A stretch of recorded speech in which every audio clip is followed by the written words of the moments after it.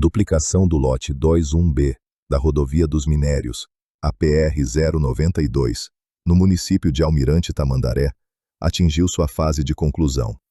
Este segmento da obra, que se estende por aproximadamente 1.280 metros, foi finalizado e teve o tráfego liberado. A intervenção incluiu a implantação de novas pistas centrais, vias marginais e a construção de um viaduto no entroncamento com a Rodovia do Calcário, PR-509.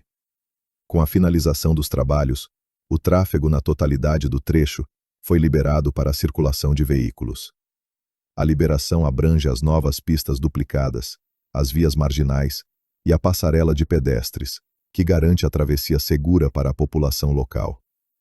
Esta medida visa aprimorar a capacidade de escoamento e a segurança viária no acesso e saída da região metropolitana de Curitiba.